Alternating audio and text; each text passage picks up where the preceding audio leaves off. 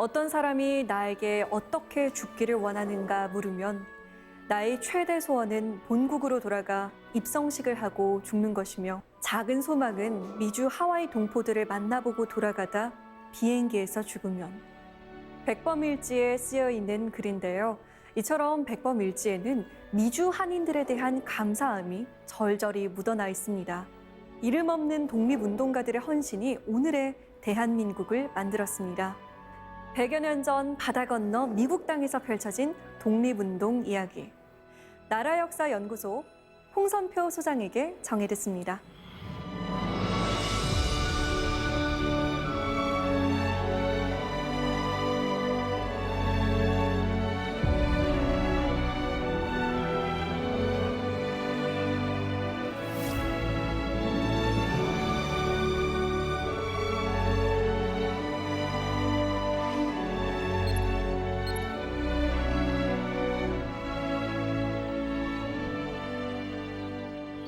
네, 반갑습니다, 소장님. 네. 평생을 독립운동사에 바치셨다고 해도 과언이 아닐 것 같은데요. 가장 보람이 있었던 때는 언제인지 궁금합니다. 새로운 자료를 발굴하고 이것이 글로 표현이 되어서 그 글로 인해서 새로운 독립운동가가 탄생하고 또 결국에는 포상이 될 때 가장 큰 보람이 있었습니다. 네. 오늘 교과서에서 주목하지 않았던 3.1운동 이야기를 들려주신다고 하는데요. 정말 기대가 되고 참 궁금합니다. 오늘 강연 잘 부탁드립니다.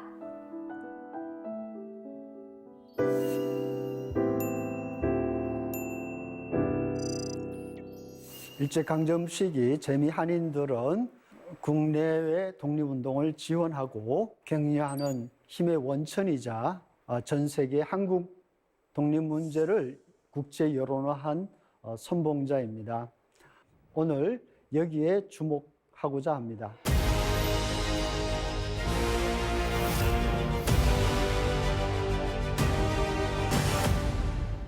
(3.1운동은) 한국 독립운동의 전환점이자 최대의 민족적 대사건입니다. 그래서 (3.1운동을) 통해서 만주에서는 독립군단을 편성해서 독립전쟁이 개시가 되었고 중국 관내에서는 대한민국 임시정부가 수립이 돼서 독립운동의 중추기관으로서 활약을 하게 됐습니다.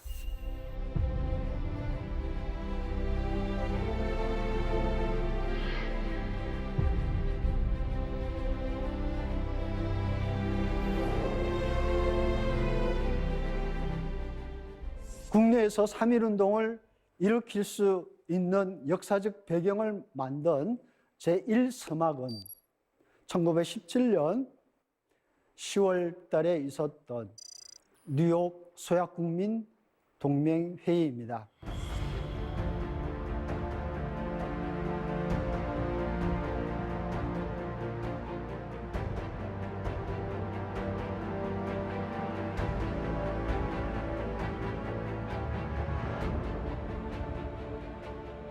(1917년 10월 달에) 1차로 열렸고 1918년에 12월에 2차 대회가 열린 국제대회이고요.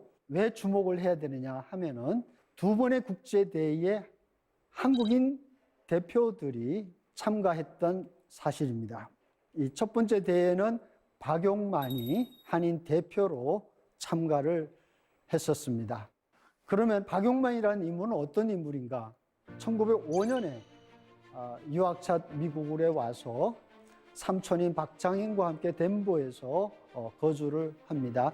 덴버에 있으면서 1908년 7월 달에 북미 대한인 애국 동지 대표회를 개최해서 미주 한인뿐만이 아니라 독립운동의 방향을 고민하고 또 새로운 방향을 모색했던 대회를 개최를 하지요. 그리고 1909년 6월 달에 네브라스카 헤스팅스를 중심으로 해서 해외 한인 최초로 한인 소년병 학교를 만들어서 운영을 한 항일 무장투쟁의 군사운동가로 활약했던 인물이자 또 미주에서 발간했던 신한민보와 신한국보의 주필로서 활동했던 언론인이기도 합니다. 박용만은 제1차 뉴욕 소약국 동맹회의가 개막이 되는 1917년 10월 29일 저녁 회의 때 5번째로 등단해서 연설을 합니다. 그럼에도 불구하고 한국인은 자신의 구원을 위해 일하고 있습니다. 우리는 한국이 아직 완전히 끝나지 않았다고 생각합니다. 한국은 한국인의 것이며 일본과 같은 다른 어느 인종에게도 통치받을 수 없습니다. 한국은 끝나지도 멸망하지도 않았습니다. 한국은 수술실 침대 위에 놓인 잠시 마취된 환자일 뿐입니다. 이것은 새로 건설되기 위해 낡은 것들을 부수어 버리기 전까지의 짧은 휴식 시간에 불과합니다. 박용만의 연설에서 일본 제국은 세계 민주주의를 위협하는 나라라고 폭로를 합니다. 그러면서 일본의 속박에서 벗어나기 위해 자유와 민주주의 이념을 갖춘 독립된 국가 건설을 위해 분투하고 있는 한국인의 노력에 적극 지지하고 성원을 부탁한다고 연설을 마무리합니다. 이러한 박용만의 연설에 뉴욕에 본부를 둔 발간되는 더 서베이라는 잡지는 만약 한국인이 아일랜드인, 핀란드인, 인도인 대표와 함께 참가하지 않았더라면 아마 소약국 동맹회의 설립 목적에는 상당히 훼손되었을 것이다 하면서 그의 연설에 아주 깊은 인상을 남긴 걸로 평가를 했습니다. 제1차 세계대전이 종결이 되는 1918년 11월 11일 이후 국제정세가 급변합니다. 전쟁이 종결이 되면서 파리에 강화회의가 열리고 그리고 1차 대회에 이어서 뉴욕의 소약국 동맹회의가 개최된다는 소식을 듣습니다. 여기에 가장 고무되었던 것은 단순히 전쟁이 종결되고 강화회의가 열렸다는 것이 아니고 연합국의 일원으로 참전을 해서 전쟁을 종결시킨 명분을 내세웠던 윌슨 대통령의 14개조 평화 조건이었습니다. 그 가운데 5조 민족 자결의 원칙과 14조 항구적인 평화를 구축하기 위한 국제연맹 창설하는 강대국 속에서 신음하고 있던 약소민족들에게는 희망의 등불과 같았습니다.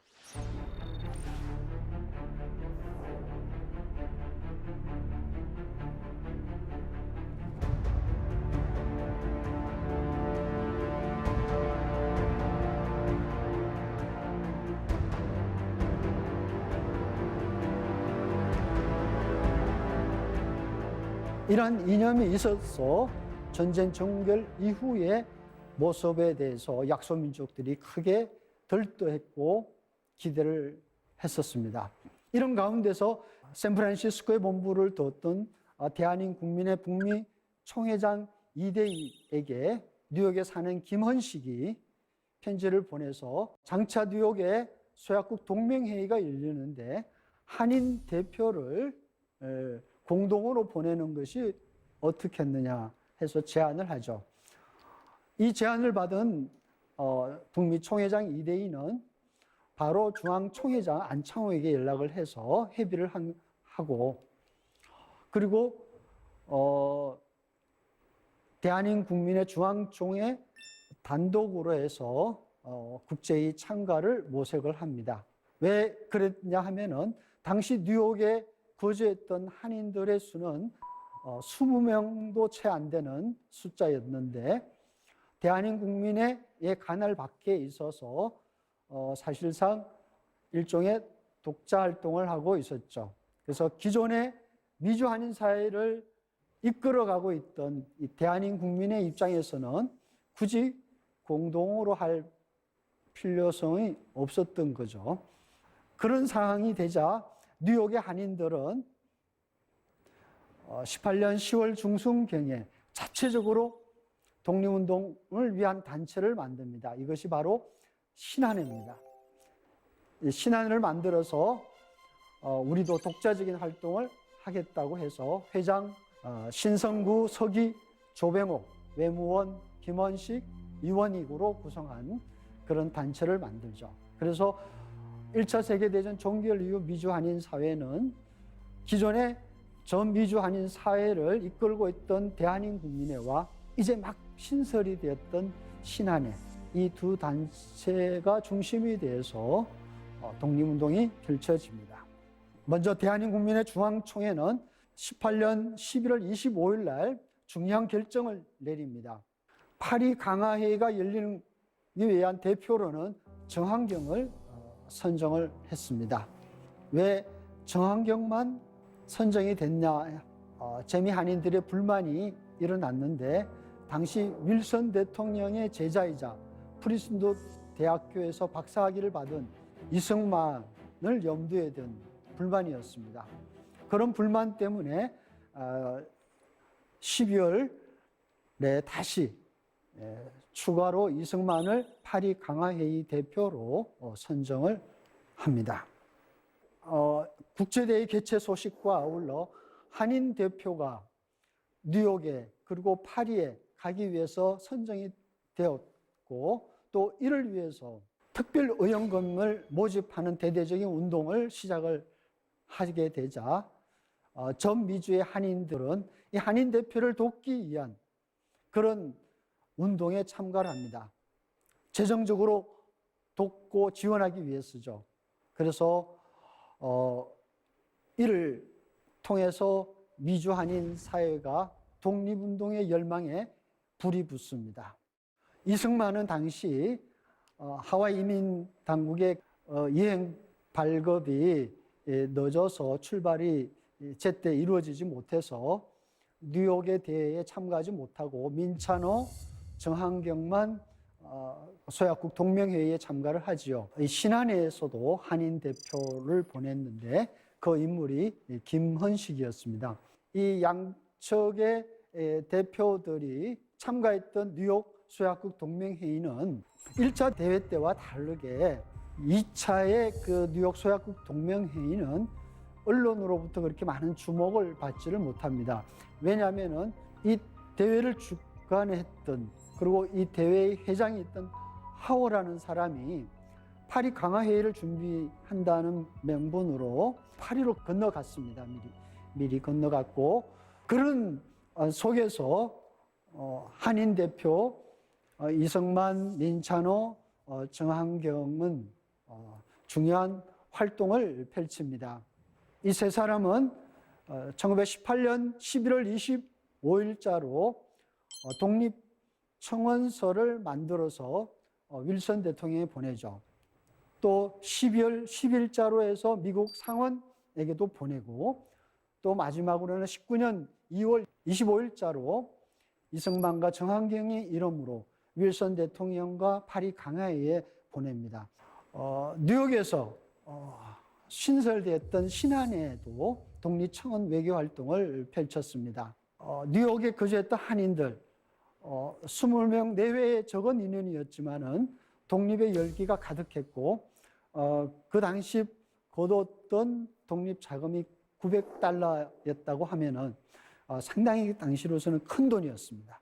그런 가운데서 한인 대표를 김헌식을 보냈지만 이거로 그치는 것이 아니라 1918년 11월 30일 날 특별회의를 통해서 22개항의 독립청원서를 작성을 합니다.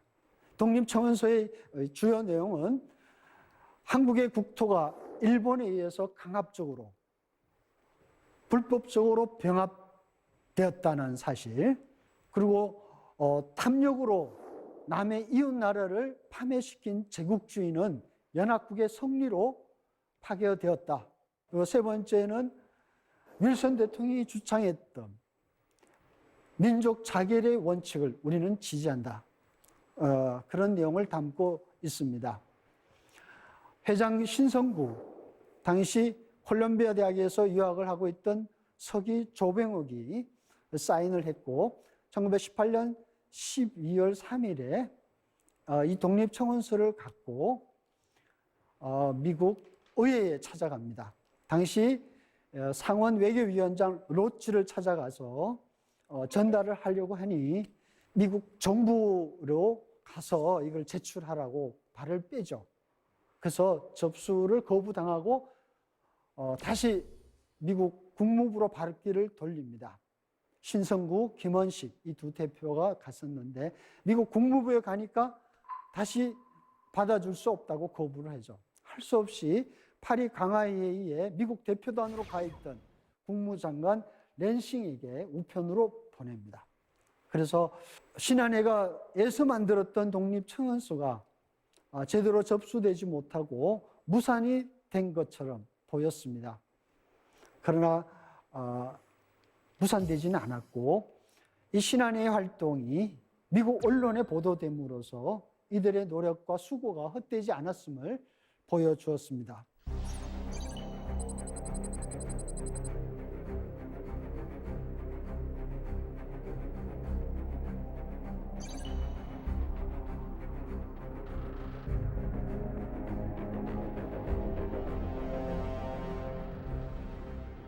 이런 사실이 알려짐으로써 미주 한인들도 깜짝 놀라죠. 특히 신한민보의 주필로 있었던 홍언은 신한민보의 1918년 12월 12일자 논설에서 마른 하늘에 벼락이 떨어졌다.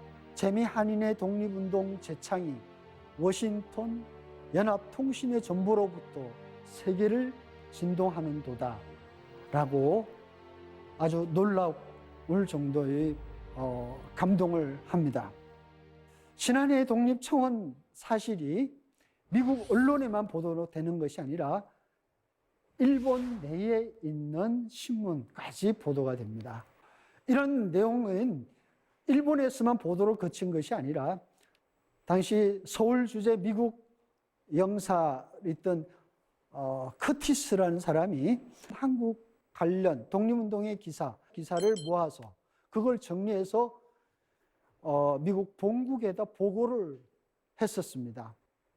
그래서 한인들이 1차 세계대전 종결 이후에 이렇게 움직이고 있다. 독립운동을 움직이고 있고 국내에서도 독립운동의 움직임이 심상치가 않다라는 사실을 보도를 했습니다.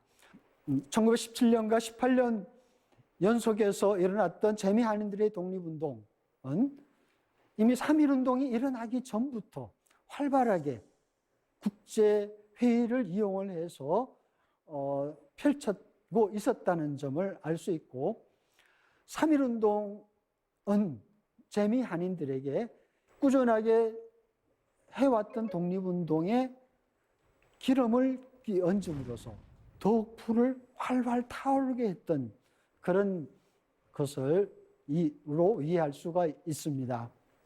그래서 국내 3.1운동을 소식을 받은 이후에 대한민 국민의 중앙총회는 우리는 파리 강화회의에 한인 대표를 선정해서 보내려고 했지만은 일본 정부의 방해 공작과 미국 정부의 그 냉담한 거부해서 우리는 그 파리로 가지 못한 그 낙심, 좌절감을 느끼고 있었는데 3.1운동이 일어난 상황을 보니까 우리가 그동안 했던 이 노력이 결코 허사가 아니었다 하면서 이렇게 얘기를 했습니다.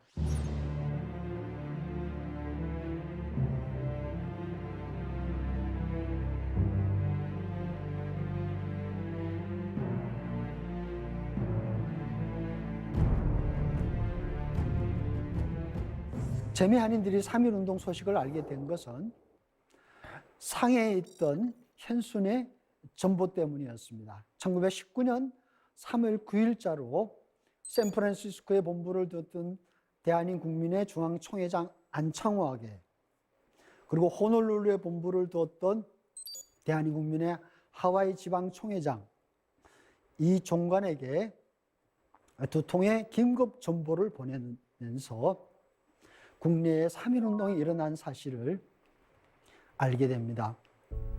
현수는 1903년부터 1907년까지 하와이에서 한인 이민 노동자들 정착을 돕고 그리고 선교 활동을 펼쳤던 기독교 목회자였죠. 19년 3.1운동을 민족 지도자들 사이에 일어날 때에 센순을 상해로 파견을 보냅니다. 왜? 3.1운동이 일어나면 후에 이 사실을 국제사회에 알리고 또 그곳을 통해서 중심으로 해서 독립운동을 준비하도록 하기 위해서 파견을 보냈죠. 안창호에게 한인 300만 명 대한독립단은 예수교회 3천과 천도교회 5천과 각 대학교와 모든 학교들과 및 각 단체들이 일어나 조직한 자라.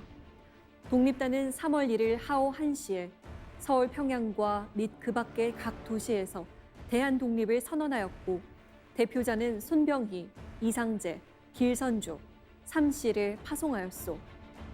이승만 박사는 어디 있소? 회전하시오. 상해 특별대표원 현순. 현순의 정보 소식을 받고 3.1운동 일어났다는 그 소식을 듣자 재미아닌들은 어떤 반응을 보였을까요? 신한민보에 나타난 기록을 보면은 장쾌하여도 이렇게 장쾌하고 신기하여도 이렇게 신기한 일이 진실로 무엇에 비할 데 없으니 기쁨에 겨운 우리는 눈물을 뿌렸노라 라고 표현합니다. 대한민국민의 중앙총회는 3월 9일 날 바로 저녁에 샌프란시스코 한인 교회에 모여가지고 중요한 그 활동 방침을 정합니다. 이때 모인 한인들, 샌프란시스코 인근의 한인들이 대부분 모여서 만세를 불렀는데 천지가 진동할 정도였다라고 표현할 정도고 정말 대단했습니다. 3월 9일 현순의 전보를 받은 바로 그 저녁에 중앙총회는 세 가지 활동의 방침을 정합니다. 먼저 개개인은 독립의 각오, 일치된 행동을 위해서 우리가 다짐을 하고 미국의 언론, 잡지, 종교계의 3.1운동의 실상과 한국 내 기독교의 박해 사실을 알리는 선전활동을 강화할 것, 그리고 이러한 독립운동을 하기 위해서 대대적인 독립자금 모금 운동을 전개할 것 해서 이 세 가지를 활동 방침을 정합니다. 그래서 1918년 말에 한인 대표를 국제회의에 파견하기 위해서 독립자금을 모았던 그 이름을 특별의원금이라고 했는데 이제는 특별의원금이 아니라 독립의원금이라는 정식 이름을 정합니다. 저는 독립위원금이라고 하면 다 독립자금이라고 생각했거든요. 근데 애국금, 뭐 인구세 굉장히 다양하더라고요. 쓰임이 다 달랐나요? 쓰임이 달랐다고는 얘기는 할 수는 없고, 그리고 또 인구세라는 게 있는데 이거는 임시정부가 수립된 이후 임시정부를 유지하고 그리고 국민된 도리로서 마땅히 세금을 내야 된다. 그런 개념으로서 만든 것이 인구세입니다. 그리고 독립공채를 발행을 해서 그 사게 해서 독립자금을 모으는 방법도 있죠. 독립공채라는 것은 임시정부가 독립자금을 모으기 위해서 합법적인 방법으로서 모으는 방법이었고 이 독립공채를 발행을 해서 사는 사람은 독립된 이후에 적당한 이자를 붙여서 대갚아 주겠다. 그런 약속, 일종의 약속어음처럼 발행이 됐던 거죠. 그래서 다양한 독립운동의 자금이 다양한 방식으로서 운영이 되었습니다. 미주 한인들이 해방 때까지 독립자금을 모아서 각종 명목으로 모은 돈이 약 한 300만 달러라고 추산이 되는데 지금의 돈으로 환산하면 약 한 5천만 달러 정도 되는 아주 큰 돈입니다. 그들의 생활 수준을 볼 때는 정말 감당할 수 없는 돈이었습니다. 그들에게 변변한 직장이나 어떤 직업을 가질 수 없는 그런 상황에서 대부분 노동자의 삶들이 많았고 대부분의 경우는 그저 생존에 급급했던 상황이었죠. 그런 가운데서 지금 생각해 보면은 그들의 생활의 약 3분의 1은 아예 독립 자금을 위해서 떼놓고 지원했던 그런 모습이었습니다. 이 자금의 대부분은 대한민국 임시정부로 흘러 들어갔고 임시정부가 가장 어려울 때 미주 한인들이 보낸 이 자금을 통해서 유지하고 해방 때까지 독립운동의 중추기관으로서 활동할 수 있었습니다.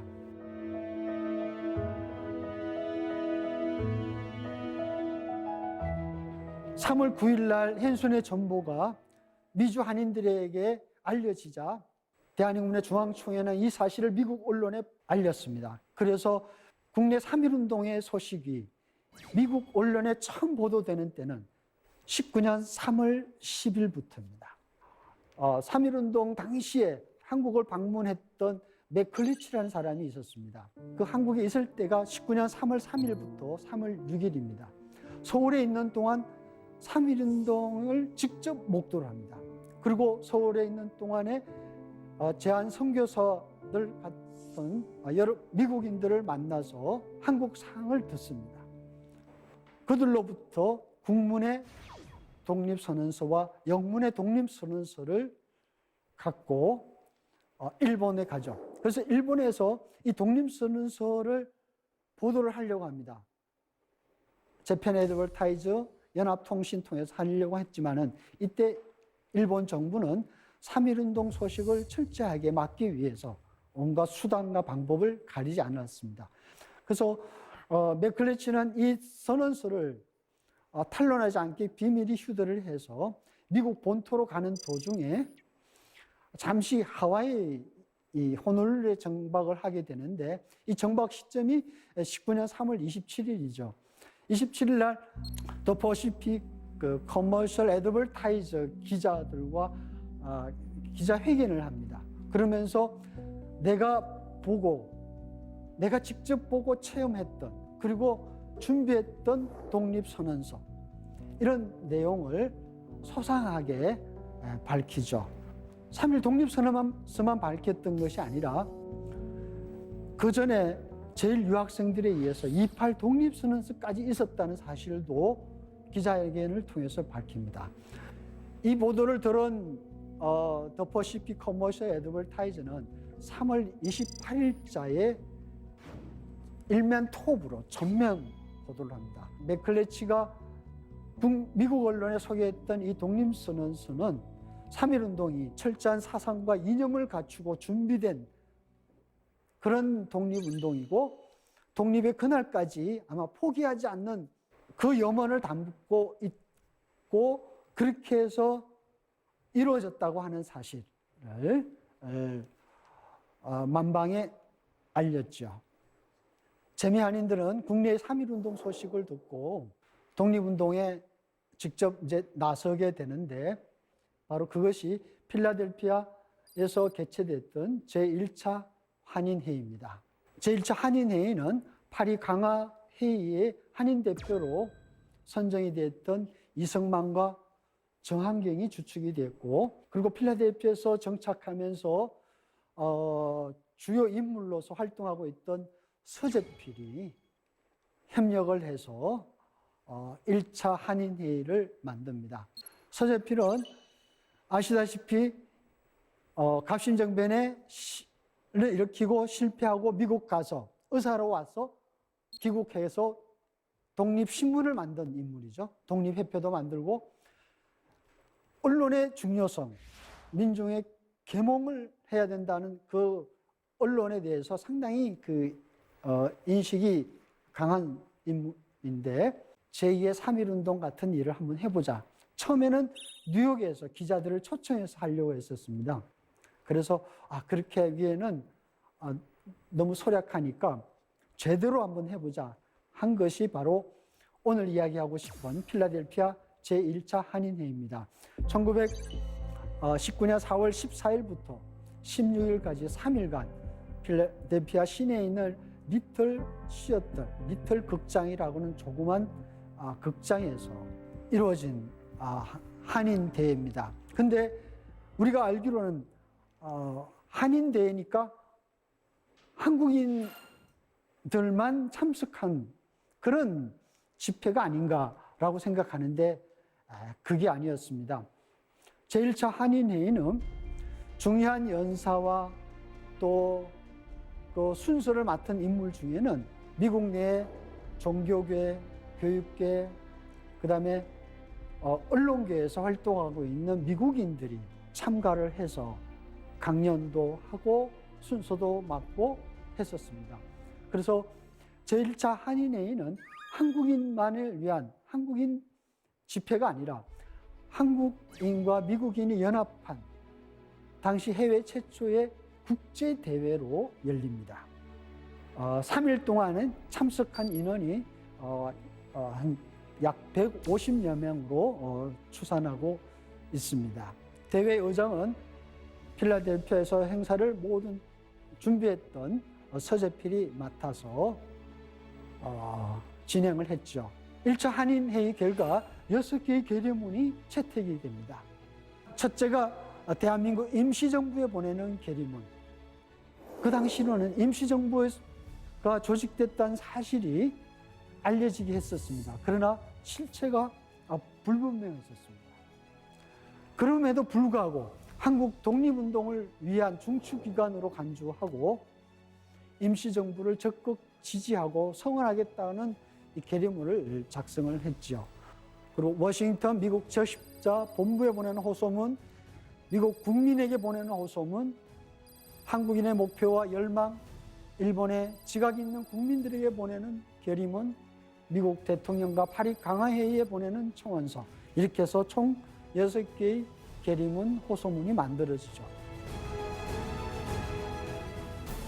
6개의 결의문 중에서 우리가 오늘 주목해야 될 부분은 뭐냐면은 한국인의 목표와 열망입니다. 한국인의 목표와 열망은 당시 24살에 불과했던 유일한 기초위원장에 대해서 김행구, 조한우라는 사람과 함께 기초를 했었습니다. 대의장인 서재필은 이 결의문이 아주 중요하다고 생각을 했었습니다. 독립된 새로운 대한민국의 건국의 청사진을 밝히는 내용이 담겨져 있기 때문입니다. 기본적으로 한국인의 목표와 열망에는 새로운 독립국가의 정치체제는 자유와 민주를 기본으로 하는 미국식 대통령 중심제를 지향을 했었습니다. 그래서 제1항에 정부의 권력은 국민으로부터 나오며 정부는 국민의 이익을 위해서 존재한다 함으로써 국민이 나라의 주인이라는 사실을 분명히 밝힙니다. 한국인의 목표와 열망. 우리는 정부의 권력은 바로 국민으로부터 나오는 것임을 믿는다. 그러므로 정부는 국민의 이익을 위해 존재하지 않으면 안 된다. 국민의 권리를 침해하거나 국가의 법률 및 이익에 저촉하지 않는 한 모든 행동의 자유를 보장한다. 필라델피아에 한국인들만을 모은 것이 아니라 저명한 미국인들이 각계 분야에서 활동하고 있는 미국인들이 모여서 국제대회를 열고 그것도 3일 동안 필라델피아 시내를 시가행진도 하고 미국 독립기념관에서 들어가서 독립선언서도 발표하고 이 행사를 미국 언론들은 주목을 했습니다. 주요 언론들이 한인대회를 보도하기 시작을 했고 이 보도는 필라델피아뿐만이 아니라 각지의 미국 언론에서도 보도가 됩니다.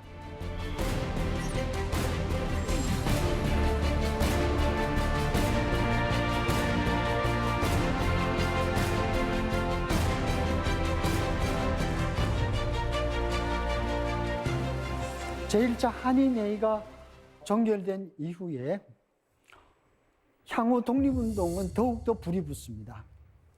그것은 바로 필라델피아를 중심으로 해서 한국통신부가 만들어지고 미국인들에 의한 한국 친회가 결성이 되었기 때문이죠. 당시 미국에는 일본이 심혈을 기울여서 선전 활동을 하는 기관들이 있었습니다. 동양 선전국, 오리엔털 인포메이션 뷰러라는 것을 설치해서 일본이 행하고 있는 식민 통치가 한국인들에게 큰 행복을 주고 있다. 물질적으로 번영하고 있다. 그래서 우리는 식민 통치를 잘하고 있다라고 미화하고 찬양하는 이에 위해서 만든 거죠. 또 친일 미국인들을 동원을 해서 조지 레더, 캐난 같은 인물들 동원해서 미국 사회에 친일 여론을 형성하고 그런 활동을 펼쳤습니다.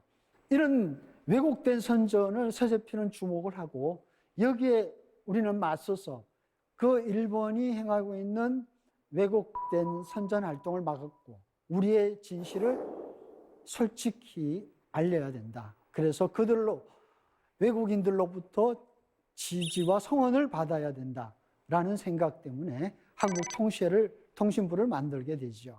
한국통신부의 주요 활동은 영문으로 된 잡지 발간해서 배포하는 일, 그리고 대중 강연을 통해서 선전 활동을 전개하는 일에 주력을 합니다.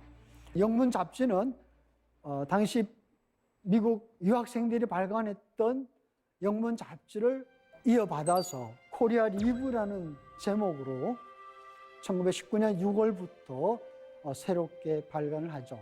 1922년 7월까지 약 3년 정도 발간이 됩니다. 3년여의 활동에 거친 한국통신부였지만은 활동이 남긴 성과는 아주 컸습니다. 먼저 한국 문제를 국제적인 문제로 만드는 데 크게 기여를 했었습니다. 그리고 한국 문제를 미국 사회뿐만이 아니라 유럽까지 전파하는 데 큰 역할을 했었죠. 그리고 한국통신부의 선전 활동을 통해서 미주 한인 사회가 더욱더 단합된 행동을 할 수 있는 그런 어떤 중요한 매체로서 역할을 합니다. 또 별도로 만들어진 한국 친후회는 미국인들에 의해서 만들어진 친한 단체입니다. 이 단체를 만들었던 인물은 제1차 한인회의에 참석을 해서 주요한 역할을 했고 필라델피아 한국 친후회 결성에 앞장섰던 그리고 초대 회장으로 활동을 했던 톰킨스 목사입니다. 톰킨스 목사의 활동은 한국 정부, 한국 국민에게 알려지지 않았죠.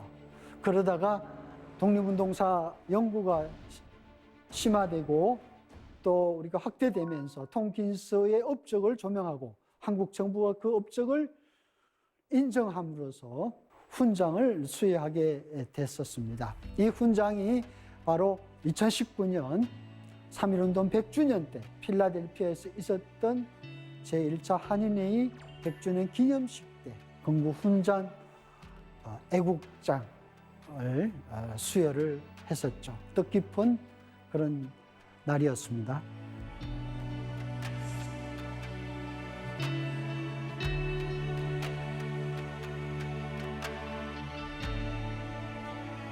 (3.1운동으로) 미국 사회가 엄청 변화를 겪습니다.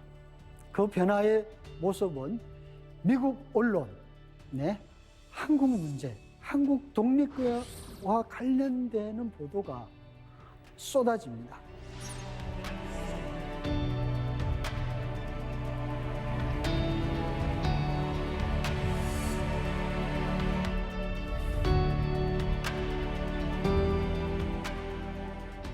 (1919년) 이전만 해도 수십 건에 불과했었습니다.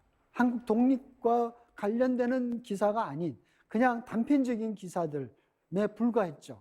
그러나 3.1운동 이후에 한 해만 해도 미국 언론에 보도되는 기사만 해도 약 2,000회 정도 됩니다. 어마어마한 양입니다. 이런 양이 보도가 될 수 있었다는 것은 한국 독립 문제가 이제는 한국인만의 문제가 아니라는 사실을 잘 보여주죠. 이렇게 미국 사회에 미국 언론을 통해서 확산이 되자 미국 의회에서도 한국 문제에 주목을 합니다.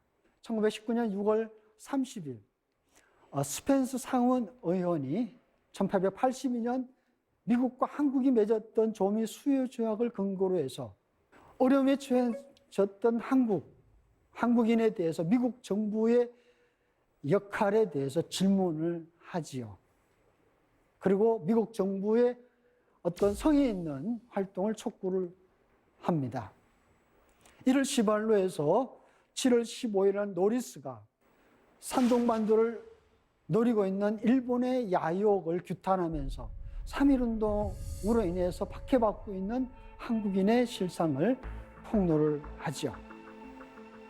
연이어 10월 1일은 펠람, 그리고 메이선 의원, 이런 의회에서 한국 문제가 다루어지는 것은 1920년에도 계속이 돼서 1920년대 들어가면은 아일랜드의 독립운동안과 한국의 독립운동안을 가지고 투표에까지 붙여지죠. 아일랜드의 독립동정안은 투표에서 찬성이 되었는데 한국 독립안은 투표에서 부결이 됐습니다.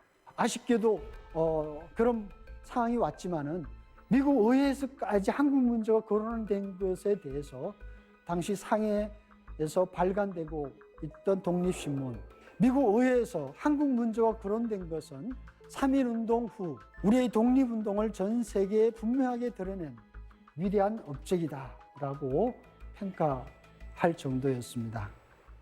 3.1운동으로 나타난 재미 한인 사회는 그럼 어떻게 변했을까요? 그동안 흩어져서 분산돼 활동하던 여성들이 독립운동의 전면에 났습니다. 다뉴바에서 대한여자애국단이 통일된 여성 독립운동 단체로 발족을 하죠. 하와이 호놀룰루에서는 대한부인 구제회가 통합 여성 독립운동 단체로 결성이 됐습니다. 여성들이 독립운동의 전면에 나서서 해방 때까지 누구보다 열심히 앞장서게 되죠. 그리고 또 하나는 샌프란시스코에서 청년 헬성단이 만들어집니다. 이 청년 헬성단이 기초가 돼서 한인 청년들은 인근에 있는 또 미국 각지에 있는 비행학교에 들어가서 비행술을 배우죠. 이 비행술이 장차 1920년 들어가면 어떻게 되느냐. 당시 하와이에서 미국에 방문했던 국무총장 노백린을 중심으로 해서 윌로스의 비행학교를 만들어냅니다. 이 비행학교는 대한민국 임시정부에 연결이 돼서 공군 건설로 이어지고 해방 이후에는 49년 10월 1일 대한민국 공군을 창군하는 역사적인 배경이 되죠. 우리가 3.1운동 하면은 국내만 독립운동에 펼친 것으로 보기 쉽고 알기 쉬운데 먼 태평양 건너 그 얼마 되지 않는 소수의 재미 한인들이 독립운동을 이렇게까지 펼친 사실에 대해서 이 강의를 통해서 제대로 알기를 희망합니다. 긴 시간 함께 해주셔서 정말 감사합니다.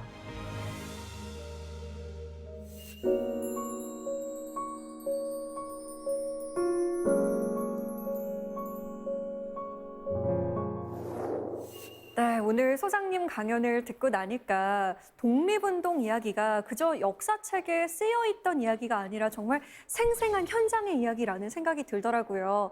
사사기 공동체 여러분도 정말 궁금한 게 지금 많으실 텐데 바로 질문 받아보겠습니다. 김태희님의 질문입니다. 3.1절이나 광복절 때가 아니면 우리 독립운동가나 독립운동사에 대한 관심이 별로 없는 것 같은데요.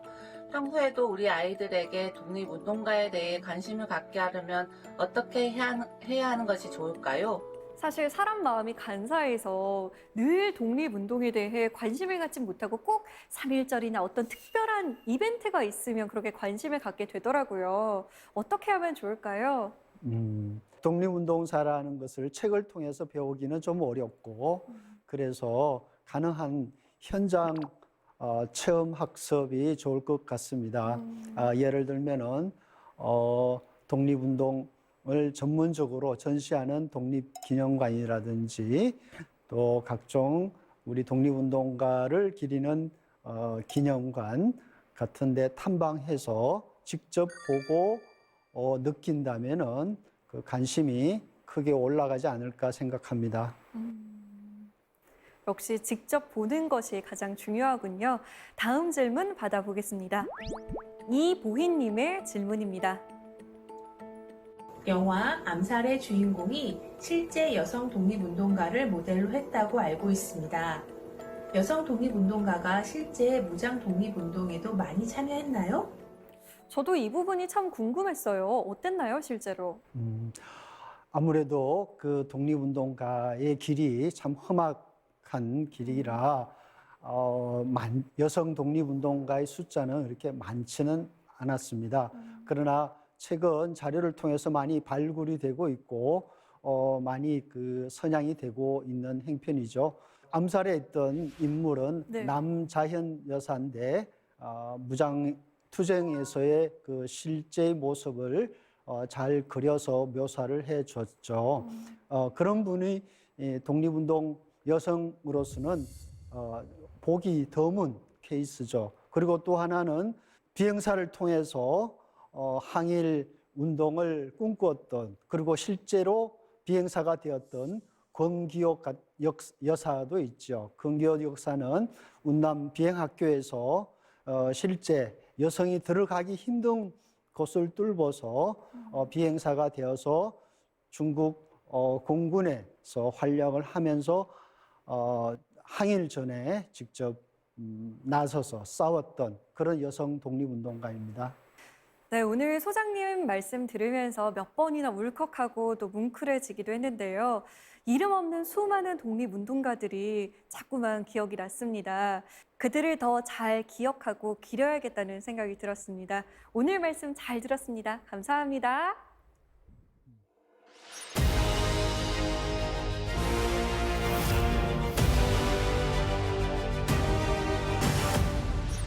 중국 상해 임시정부를 간 적이 있습니다. 그곳에서 2번 놀랐는데요. 교과서에서 봤던 상해 임시정부가 낡고 허름한 어느 골목, 여느 가정집에서 대한민국이라는 현판을 걸었구나라는 생각이 들었어요. 또 임시정부에 놓인 사진 속 윤봉길 의사의 얼굴을 보고 한 번 더 놀랐습니다. 너무도 앳된 청년의 얼굴이었거든요. 그토록 비좁은 공간에서 대한민국이라는 큰 꿈을 꾸었던 이들.